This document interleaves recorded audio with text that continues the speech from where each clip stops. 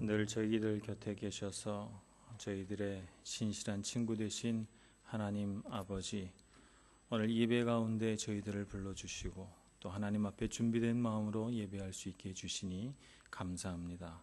우리 영의 깊은 곳까지 하나님 만져주시고 우리 안에 무너져 있는 것, 주저앉아 있는 것, 무너져 내린 것들을 다 일으켜 주시고 새로 수축하여 주셔서 우리로 하여금 하나님 앞에 소망과 능력을 회복하는 시간 되게 하여 주시옵소서. 하나님, 우리 안에 소망이 있기를 원합니다. 이 세상을 살아갈 때 정말 우리가 희망을 잃은 사람처럼 살아가지 아니하게 해주시고 우리로 하여금 주님 안에 있는 소망으로 힘을 얻어서 정말 하나님 앞에 독수리가 날개치며 올라감 같은 그런 능력으로 이 세상을 살아가게 하여 주옵소서. 오늘 예배 가운데도 주님께서 그와 같은 은혜 베풀어 주실 줄 믿고 감사드리며 예수님의 이름으로 기도합니다. 아멘. 오늘 주신 하나님 말씀 열왕기상 8장, 열왕기하 8장 1절에서 6절까지 말씀입니다.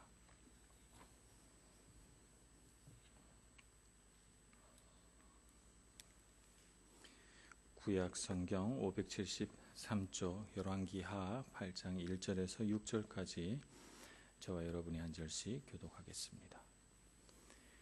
엘리사가 이전에 아들을 다시 살려준 여인에게 이르되 너는 일어나서 내 가족과 함께 거주할 만한 곳으로 가서 거주하라. 여호와께서 기근을 부르셨으니 그대로 이 땅에 7년 동안 임하리라 하니 여인이 일어나서 하나님의 사람의 말대로 행하여 그의 가족과 함께 가서 블레셋 사람들의 땅에 7년을 우거하다가 7년이 다함에 여인이 블레셋 사람들의 땅에서 돌아와 자기 집과 전토를 위하여 호소하려 하여 왕에게 나아갔더라.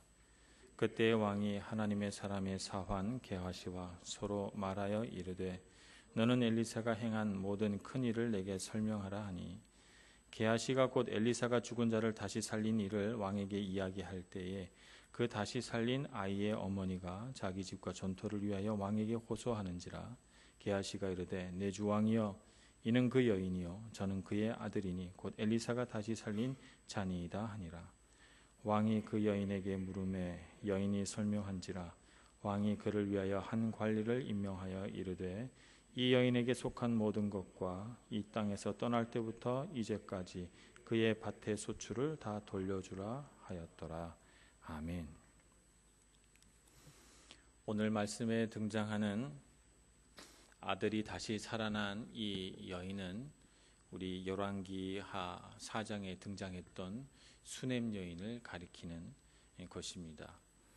이 수넴 여인과 엘리사에 얽힌 이야기를 잠깐 우리가 되짚어 본다면 원래는 엘리사가 그 지방을 지나서 항상 사마리아로 올라가는 그런 일이 있었는데 여인이 엘리사가 그 길에 고단할까 해서 엘리사를 위해서 작은 방을 하나 마련하고 침상을 마련하고 쉬어가도록 배려를 해줍니다.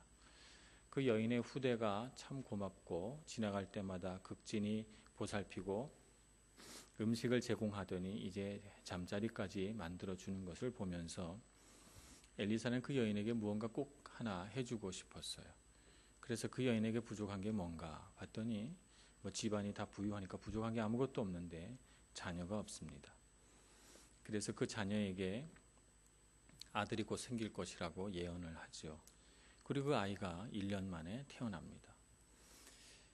그렇게 기쁨으로 이 아이를 하나님께서 주신 아이인 줄 알고 잘 키웠는데 어느 날 아버지가 밭에 가서 일하고 있는 그 틈에 아이가 아파서 집으로 돌아옵니다. 그리고는 원인 모를 병으로 시름시름 앓다가 갑자기 어머니 품에서 숨을 거두고 맙니다. 놀란 그 여인은 그 순간 이 아이의 생명은 엘리사 외에는 고칠 사람이 없다 이렇게 생각을 하고 남편에게도 아이가 죽은 사실을 알리지 않고 즉시로 하인 하나를 거느리고 엘리사를 찾아갑니다. 그리고 그 앞에 엎드려서 아들을 살려달라고 애원하지요. 엘리사는 그 즉시 아들에게로 달려가서 아들의 몸에 자기 몸을 이렇게 겹쳐서 하나님께 기도해서 이 아들을 기적적으로 살려냅니다. 바로 그 여인입니다. 아마 그 이야기가 당시 이 이스라엘 사회에서는 크게 회자가 되고 또 엘리사의 그 능력과 영성에 대해서 많은 사람들의 입에 오르게 낸 그런 사건이 아니었나 싶습니다. 오늘 이 수넴 여인과 엘리사가 이렇게 시간이 많이 흐른 뒤에도 아직도 서로 그런 밀접한 어떤 인간관계를 맺고 있다는 사실을 보면 이 아들을 다시 살린 이후에도 이 여인과 엘리사의 관계는 계속 이어졌다 하는 것을 알 수가 있습니다. 그래서 이 엘리사와 수넴 여인이 어떤 인간관계 안에 있는지 우리가 잘 알 수는 없지만 그러나 굉장히 끈끈한 신뢰관계 안에 있었다 하는 사실만은 분명히 알 수 있습니다. 왜냐하면 기근이 닥친다고 하는 사실을 이 여인에게 알려주고 블레셋 땅에 잠시 피신이 있다고 오라는 이 조언을 엘리사가 해줄 뿐만 아니라 이 엘리사의 말을 이 여인은 즉각적으로 순종하여 듣는 것을 보면 이 엘리사와 수넴 여인과의 관계는 참 특별한 그런 영적인 관계 안에 있었다 하는 것을 우리가 짐작할 수 있게 합니다. 우리가 이 세상을 살아가면서 참 많은 관계 안에 있습니다. 우리가 인간관계를 어떻게 맺느냐 참 중요하고도 어려운 문제다 이렇게 볼 수가 있고 참 우리가 인간관계를 맺으면서 기쁨도 얻지만 실망할 일도 많고 고통스러운 일도 많고 또 갈등과 어려움 속에서 고단한 나날을 보낼 때가 참 많이 있습니다. 인간관계라고 하는 것이 딱히 남이 아니라 그냥 가족 안에서 부부 간의 인간관계도 참 쉽지 않고 내가 낳은 자식인데도 부모와 자식 간의 관계도 참 쉽지 않은 것이 우리 살아가는 삶이고 또 성도와 성도들 간의 관계도 참 쉽지 않은 것을 느낍니다. 많은 사람들이 인간관계 안에서 마음을 다치고 상처를 받습니다. 또 혹은 믿음이 아직 여린 사람은 교회 나왔다가 인간관계에 상처를 받고 교회를 떠나면서 예수 믿는 사람들 다 그래 이러면서 교회를 또 흉보기도 합니다.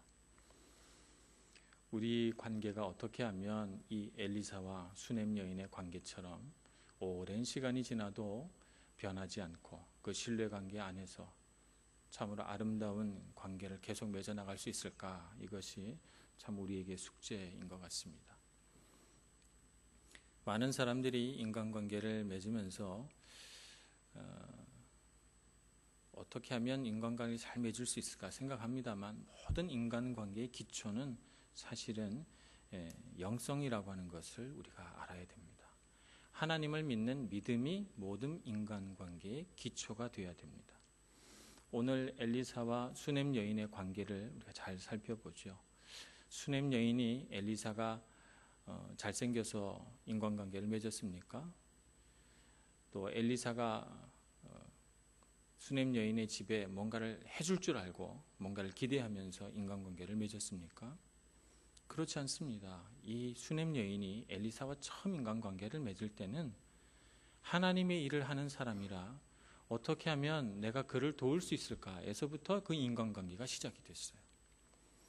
엘리사라고 하는 사람을 본 것이 아니라 엘리사라고 하는 사람을 통해 일하시는 하나님을 보고 하나님 경외하는 마음으로 어떻게 하면 하나님의 사역이 더 잘되게 할 수 있을까라고 하는 관점에서 엘리사에게 따뜻한 밥과 반찬과 또 그를 위한 따뜻한 물과 또 잠자리를 제공한 것이 그 인간관계의 시작이 되었던 것이죠.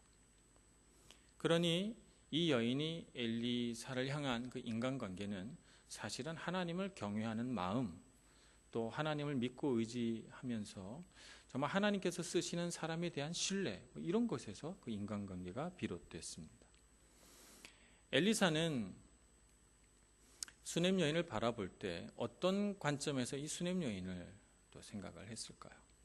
어떻게 이 수넴 여인과 인간관계를 이렇게 오래도록 가져가게 된 것일까요? 엘리사는 수넴 여인 안에 있는 그런 하나님 경외함을 알고 깨닫고 그래서 하나님을 믿는 믿음 안에서 주의 사자를 잘 섬기는 그의 마음을 바라보면서 인간관계를 맺는 것이죠.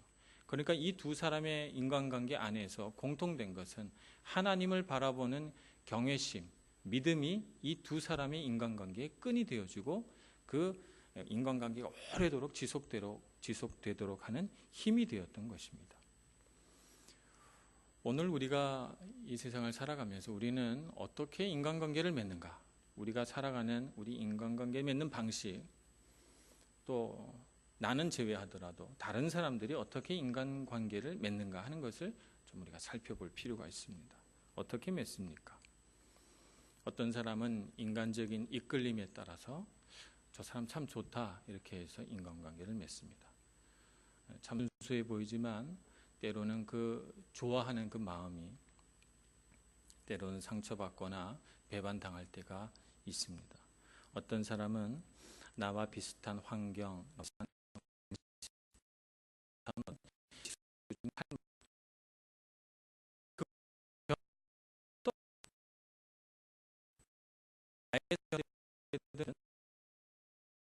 바뀌면 또 사람의 마음이 떠나고 관계가 깨어지는 것을 봅니다. 또 어떤 사람은 자신에게 늘 좋은 얘기 해주는 사람, 나에게 칭찬해주고 나를 인정해주고 늘 나를 잘한다 해주는 사람이 또 편한 사람이 있습니다. 그런 사람과 인간관계를 맺으면 그것이 그치는 순간 인간관계도 끝납니다. 또 어떤 세상적인 필요와 또 어떤 이용 가치, 저 사람을 사귀면 나에게 이런 점이 좋겠다라고 생각해서 인간관계를 맺기도 합니다. 그런데 그런 나의 필요와 어떤 이용 가치가 떨어지면 인간관계도 시들해져 버리고 그래서 소원해져 버리는 그런 것들도 우리가 종종 보게 됩니다. 이렇게 우리가 맺는 많은 인간관계가 인간적인 관점, 세상적인 관점에 기초하고 있으면 우리는 반드시 그 인간관계에 실패할 수밖에 없습니다. 우리가 교회 나와서 폭넓은 인간관계를 맺고 또 그런 관계 안에서 추구해야 될 정말 능력 있는 관계는 믿음을 기초로 한 관계다라고 하는 것을 우리가 알아야 합니다.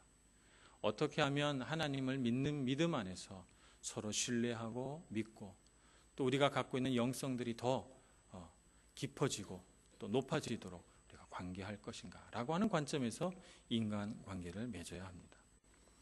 그래서 정말 믿음 있는 사람, 정말 하나님 앞에 기도하는 사람, 정말 저 사람은 하나님 잘 믿어서 내가 정말 믿을 수 있다라고 생각하는 그런 사람, 하나님 앞에서 마음이 깨어진 사람, 정말 주님 앞에서 마음이 깨어졌기 때문에 겸손한 사람, 이런 사람을 찾아가 인간관계를 맺으시고 그 관계 안에서 여러분의 영적인 우정이 더 깊어지시기를 축복합니다.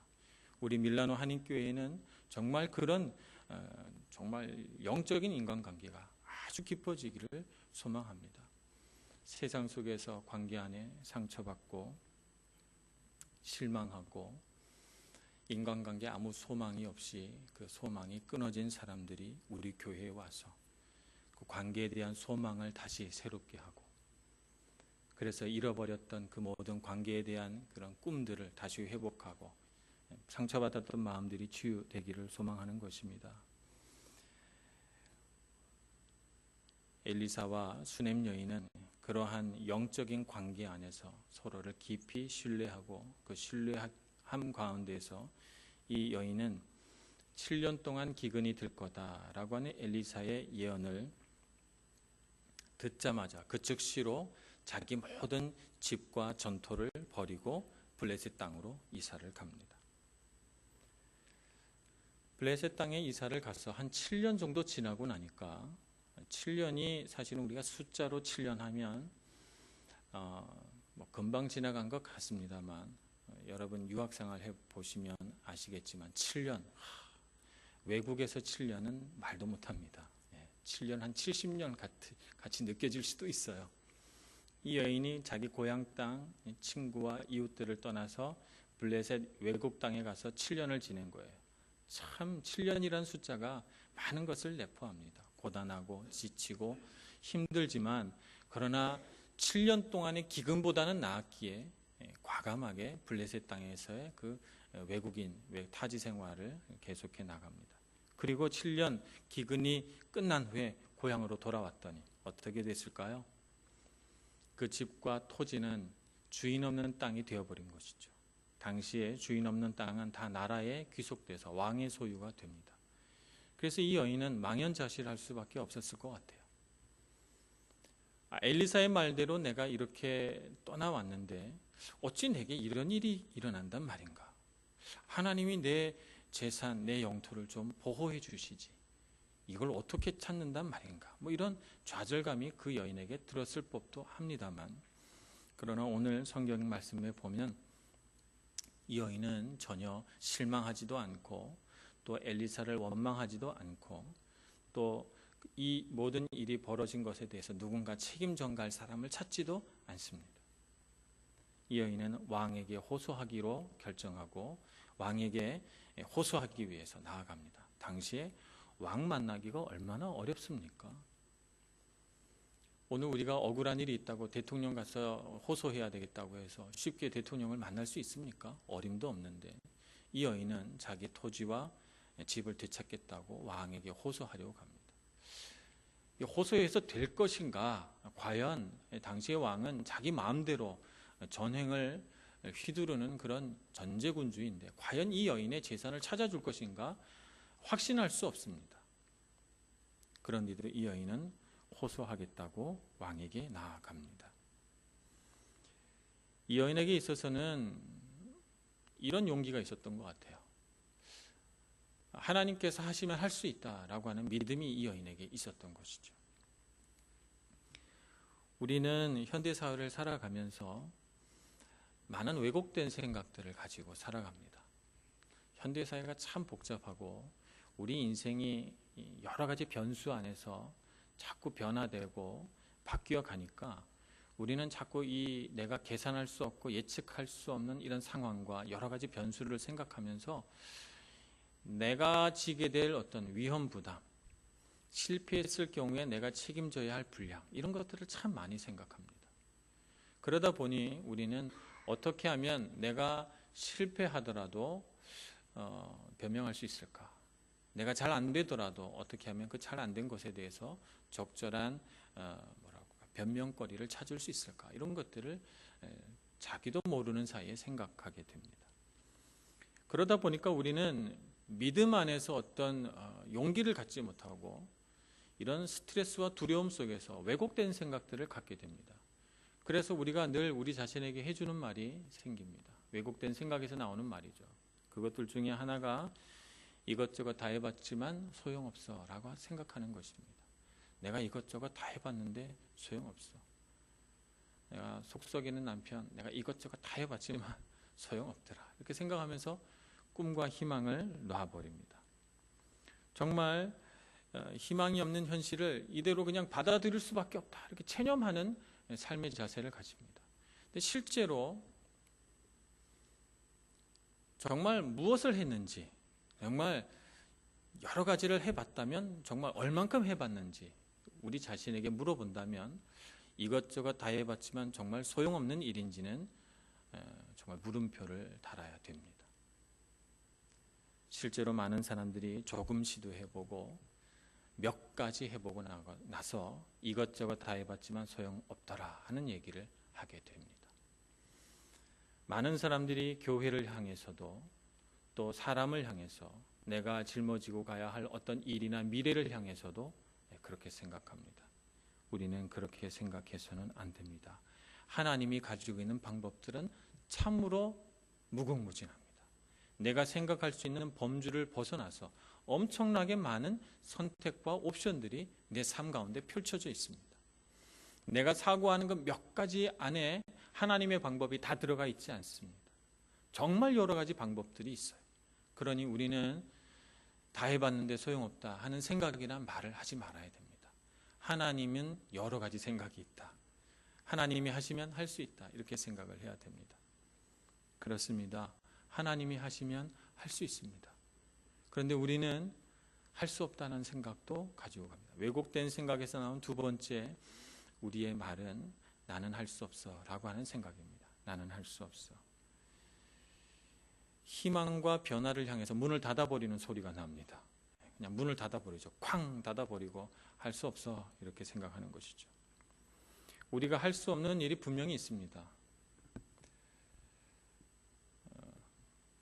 제가 아무리 지금 농구를 열심히 한다고 해도 마이클 조던만큼 뛰어난 농구 선수가 될 수는 없습니다. 분명 할 수 없는 일이 있습니다. 제가 지금 뭔가를 막 열심히 해서 이 땅에 살아가는 어떤 재능 있는 사람보다 더 잘할 수는 없습니다. 어떤 분들이 저에게 목사님 노래 잘하시니까 성악 좀 해보시죠 이렇게 말합니다. 제가 지금 이 정도로 만족해야지 성악을 공부해서 아무리 잘한다고 해도 성악 잘하시는 분들 아마 반도 못 따라갈 거라는 걸 저는 알고 있습니다. 할 수 없는 게 있습니다. 분명 할 수 있는 게 있지만, 그러나 할 수 없는 것보다 할 수 있는 것이 훨씬 더 많습니다. 우리가 할 수 있는 일들이 훨씬 더 많다는 것을 알아야 합니다. 근데 많은 사람들이 나는 할 수 없어 라고 생각하면서 할 수 있는 일조차도 할 수 없다고 단정 지어버립니다. 그래서 할 수 없다라고 하는 안정감 속에 있는 거죠. 그게 우리에게 주는 그 안정감을 누리면서 할 수 없어, 아유 못해요 저는, 이렇게 말하면서 그것을 우리가 그냥 이 정도 살아갈 수밖에 없는 이유로 삼습니다. 그렇지 않습니다. 우리는 할 수 있습니다. 하나님이 하시면 할 수 있다는 생각을 가져야 합니다. 이 수넴 여인이 만약 내가 다 해봤지만 소용없더라, 그러니까 나는 이런 일은 할 수 없어 라는 생각을 가졌다면 어찌 왕에게 호소할 생각을 했겠습니까? 당시의 여인은 남자들만큼 인정도 받지 못하던 시대에 이 여인이 어떻게 왕에게 감히 호소할 생각을 했겠습니까? 그러나 그는 엘리사와의 오랜 영적인 교제 안에서 이미 그 신앙과 믿음이 많이 성숙해 있었고, 하나님이 나더러 블레셋에 7년을 가서 살라고 했으니 이제 내가 또 왕에게 호소하면 주시리라 라고 하는 믿음을 이 여인은 갖고 있었던 것입니다. 하나님이 인도하시니 나는 할 수 있다라는 생각을 갖고 있습니다. 오늘 우리에게 그런 생각이 회복되어야 할 줄로 믿습니다. 이 땅을 살아가면서 참 외국인으로 살아간다는 일이 쉽지 않습니다. 우리가 언어를 잘한다고 열심히 노력을 해도 우리 언어에는 한계가 있기 마련이고, 우리가 이 땅, 이 사회를 이해한다고 많이 애쓰지만 그러나 다 이해할 수는 없고, 또 이곳을 살아가면서 우리의 정서와 이 땅을 살아가는 이태리 사람들의 정서가 다르기 때문에 우리가 왠지 모르게 이태리 사람들이 우리를 굳이 소외시키지 않아도 나도 모르게 외로워지고 힘들어지는 것들이 있습니다. 그러면서 자꾸 우리 마음 안에 할 수 없어, 안 돼, 소용없는 일이야 라고 하는 생각들이 들어옵니다. 들어와서 누가 우리를 좌절시킨 건 아닌데 우리 스스로 좌절하여 무릎 꿇고 있는 것은 아닌지 생각해 봐야 합니다. 우리는 할 수 있습니다. 하나님이 하시면 우리는 무엇이든 할 수 있습니다. 무엇이든 할 수 있다고 믿을 때 우리는 우리 앞에 앞서가시는 주님을 봐야 합니다. 오늘 이 여인이 이렇게 왕에게 호소하려고 나아가고 있을 때 궁중에서는 어떤 일이 벌어졌을까요? 이 여인은 아무것도 모르고 떨리는 마음으로 하나님 저보다 앞서가 주세요 뭐 이렇게 기도하고 있지 않았을까요? 근데 궁중에서 이런 일이 벌어졌습니다. 왕이 엘리사가 그렇게 능력이 많다는데 엘리사의 사환 게하시를 불러가지고 엘리사가 어떤 기적을 일으켰는지 이야기나 좀 들어보자, 이런 일이 벌어지고 있었던 것이죠. 그래서 왕이 게하시를 불러다가 엘리사가 일으킨 그 놀라운 기적의 이야기들을 좀 풀어봐라. 그래서 게하시가 이런저런 얘기를 하다가 그 중에서 가장 극적인 이야기 하나를 생각해내는데 바로 이 수넴 여인의 죽은 아들을 살려낸 이야기예요. 그래서 그 아이 이야기를 하고 있는데 수넴 여인이 걸어 들어오는 거예요. 가장 놀란 사람은 게하시입니다. 너무 놀래가지고 게하시가 왕에게 이렇게 말합니다. 왕이시여, 이 여인이 그 여인이고 그 옆에는 아들이 바로 그 죽었다가 다시 살아난 그 아들입니다. 이렇게 말합니다. 얼마나 놀랐는지 이야기를 하다가. 이 여인은 하나님이 어떤 일을 준비하고 있었는지 전혀 알지 못했습니다. 전혀 알지 못했지만 하나님은 이미 이 여인에게 어떤 일을 베풀어 줘야 되겠다고 다 계획하고 있었던 것이죠. 앞서 가신 우리 하나님, 이를 너무나도 놀라운 은혜로 변화시켜 주십니다. 이 여인의 설명이 끝나자마자 왕은 즉시로 관리 하나를 임명해서 그 여인의 집과 땅을 다 찾아주라고 말하고 7년 동안 그 땅에서 난 소출까지도 다 돌려주라고 명령합니다. 얼마나 놀라운 하나님의 은혜입니까? 오늘 우리도 믿음의 걸음을 걸어가면서 우리 앞서 달려가시는 하나님을 바라봐야 됩니다. 항상 주님은 우리보다 앞에 계십니다. 그 앞에 계신 하나님을 잃어버리지만 않는다면, 그 앞에 계신 하나님을 꼭 붙들고 살아가기만 한다면 우리의 모든 문제는 불가능하다고 믿었던 문제조차도 하나님은 해결해 주실 것입니다. 그러니 할 수 없다고 말하지 마시기를 바랍니다. 소용없다고 말하지 마시기를 바랍니다. 하나님이 하시면 할 수 있다고 믿고 하나님께서 일하시면 가능하다고 믿으며 도전하시는 여러분들 되시기를 간절히 축원합니다. 기도하겠습니다. 은혜가 많으신 하나님 아버지, 주님의 크신 은혜를 베풀어 주셔서 우리 안에 우리를 좌절하게 만드는 그 모든 사탄의 목소리를 잠잠하게 해주시고, 주님께서 하시면 무슨 일이든 할 수 있다고 믿고 용기와 믿음을 가지고 도전하는 저희들 되게 하여 주시옵소서. 이 땅을 살아갈 때 우리 마음속에 여러 가지로 부대끼는 정서적인 공격, 육체적인 공격들이 있습니다. 하나님 맞서 싸워 나갈 때 주님의 힘으로 싸워 나가게 하여 주시옵시고, 반드시 승리를 맛보게 하시는 주님을 붙들게 하여 주옵소서. 예수님의 이름으로 기도합니다. 아멘.